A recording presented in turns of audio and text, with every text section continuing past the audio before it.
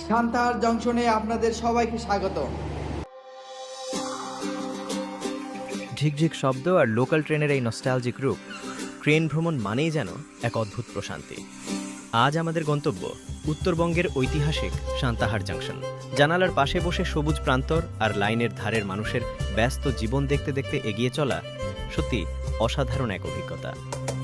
অবশেষে আমরা পৌঁছে গেলাম ব্রিটিশ আমলে নির্মিত ঐতিহাসিক সান্তাহার জংশনে।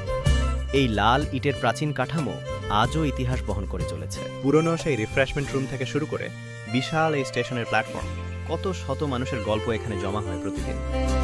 ট্রেনের এই বিশালাকার লোকোমোটিভ ইঞ্জিন আর জংশনের আঁকাবাঁকা রেল লাইনগুলো দেখে যে কেউই মুগ্ধ হতে বাধ্য। আমাদের নিরাপদ যাত্রার পেছনে রোদে পুড়ে আর বৃষ্টিতে ভিজে কাজ করে যাওয়া এই শ্রমজীবী মানুষদের অবদান অপরিসীম। ইয়ার্ডের দিকে তাকালে চোখে পড়ে সারিবদ্ধ দাঁড়িয়ে থাকা ট্রেনের বগি আর শত বছরের স্মৃতি। পাশে দাঁড়িয়ে থাকা এই লাল ওভারহেড ওয়াটার ট্যাঙ্ক কিংবা ঐতিহ্যবাহী বায়তুল আমিন জামে মসজিদ, প্রতিটি কোণেই লুকিয়ে আছে আলাদা গল্প।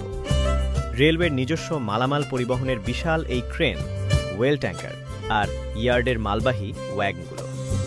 একপাশে পরিত্যক্ত পুরনো শেড আর চারপাশে সবুজের ঘেরা শান্ত পরিবেশ নিমিষেই মন ভালো করে। রেলওয়ে ওয়ার্কশপ বা ইয়ার্ডে ভারী মালামাল তোলার এই বিশাল গ্যান্ট্রি ক্রেনটি দেখলে সত্যি অবাক হতে হয়।